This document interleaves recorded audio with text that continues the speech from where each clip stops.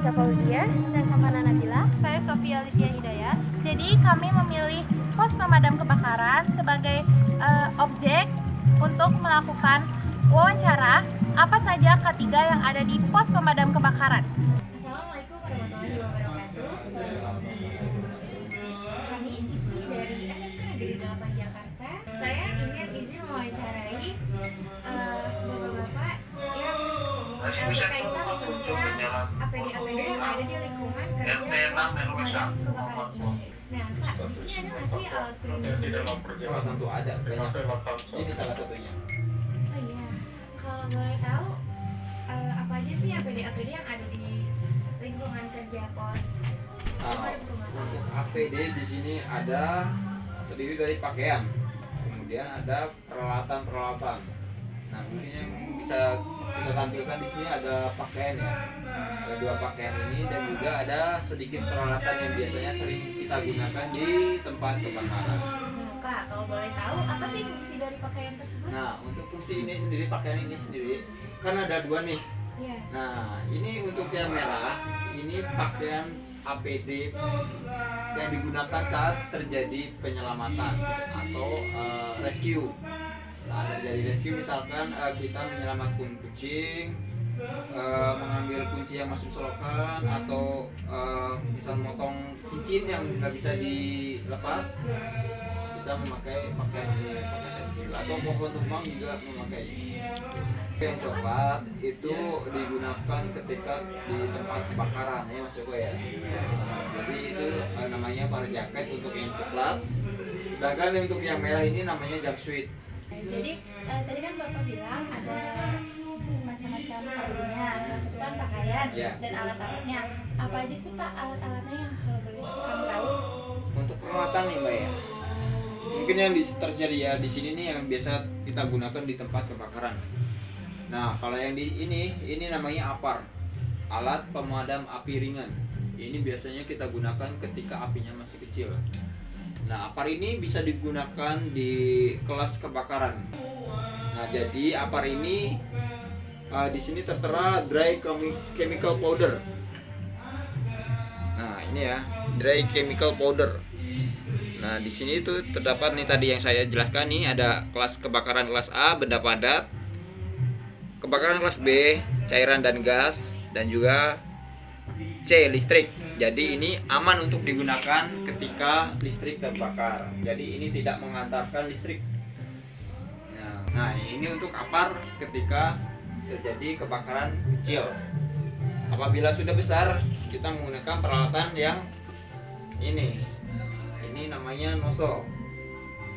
Nozzle ini fungsinya untuk mengeluarkan air ya. Jadi ya. Nah, ini nozzle ini kita sambungkan ke selang. Kebetulan selangnya ada di mobil. Nanti kalau bisa mau di-shoot bisa ke mobil, nggak apa-apa. Nah, untuk ini nozzle kita sambungkan ke selang. Kemudian selang kita sambungkan lagi ke sini. Selang kita sambungkan lagi ke sini. Bisa jadi apa? Bisa jadi dua cabang. Kemudian dari sini kita sambungkan selang lagi di sini baru ke mobil. Nah, jadi begitu fungsinya.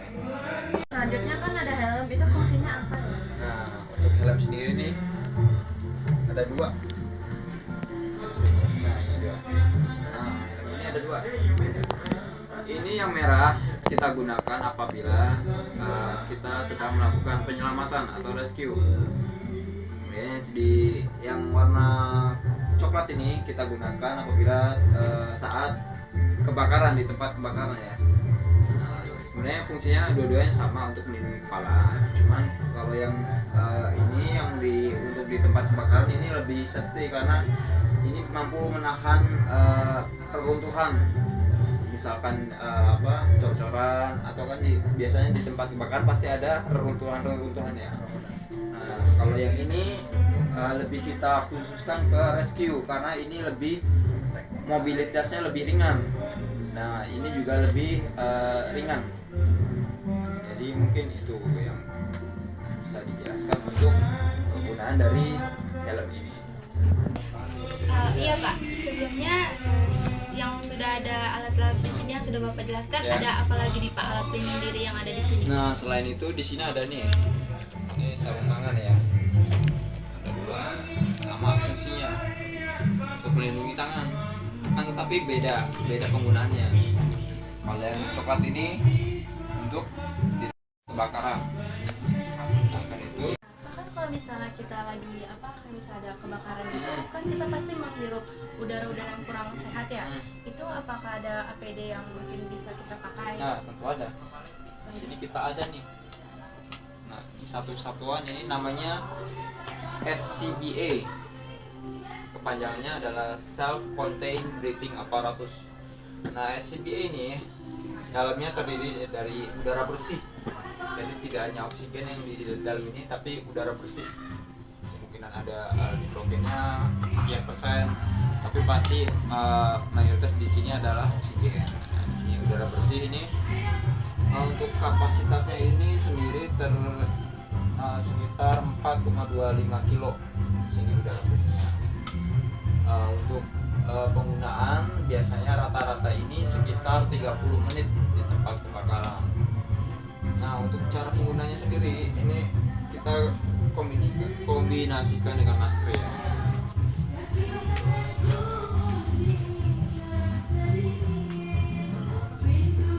Masker agak susah.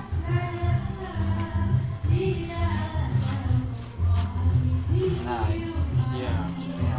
Jadi SCBA ini sangat berfungsi di tempat kebakaran. Karena di tempat kebakaran itu banyak produk hasil pembakaran, contohnya asap, kemudian gas-gas beracun kita yang nggak pernah kita tahu. Jadi kita antisipasinya menggunakan ini. Nah, untuk penggunaannya sendiri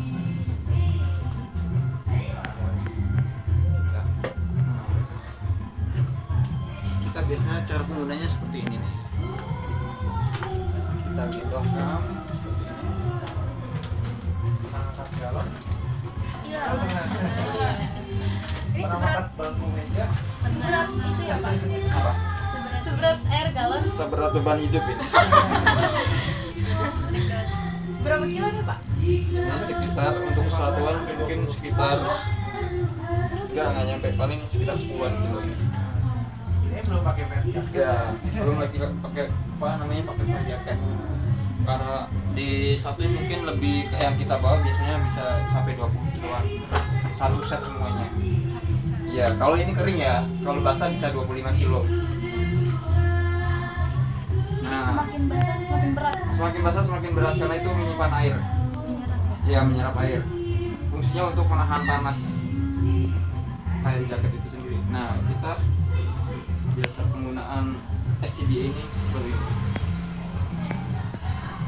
Terus kalau misalnya udara yang di dalamnya habis bagaimana? Nah, bagaimana apabila udara yang ada di dalam tabung ini habis? Biasanya apabila di tempat kebakaran yang benar-benar memerlukan tabung dia ini, biasanya ada mobil khusus yang fungsinya untuk merefill dari tabung dia ini. Jadi biasanya dia itu untuk pengisian ulang sekitar 1 menit dari mobil khusus itu. Jadi dia ada mesin refillnya khusus yang terpasang di mobil itu. Gitu. Lingkungan kebakaran seperti apa yang benar-benar memerlukan tabung? Oke. Biasanya yang kita benar-benar memerlukan tabung dia ini biasanya di bengkel. Karena di bengkel itu kan banyak ini ya, banyak zat bakar bahan bakar alkohol ini. Kemudian biasanya di basement. Nah, di basement itu kan biasa ruangannya terbatas, sempit. Kemudian biasanya di dalam mall juga, dalam gedung lah biasanya gitu, dalam interior. Tuh. Kalau untuk penggunaan dalam luar ruangan biasanya cukup menggunakan masker yang simple, bukan seperti ini gitu. Gimana kalau misalkan di suatu lingkungan kerja itu tidak memiliki APD? Nah, tentu kita akan kesusahan untuk bekerja. Gimana kita akan bekerja kalau nggak ada alat pelindung dirinya? Sementara alat pelindung diri itu udah ada di undang-undangnya, udah ada Permenakernya tentang alat pelindung diri. Nah, alat pelindung diri ini sangat berfungsi untuk kita, untuk melindungi diri kita sendiri. Tentu kita saat bekerja harus aman diri dulu, terlebih dahulu. Kemudian baru aman lingkungan gitu. Harus menolong, bukan ditolong. Harus menolong, bukan ditolong. Kalau kita yang ditolong. Kita butuh pertolongan. Kita yang ditolong kalau nggak pakai APD. Iya.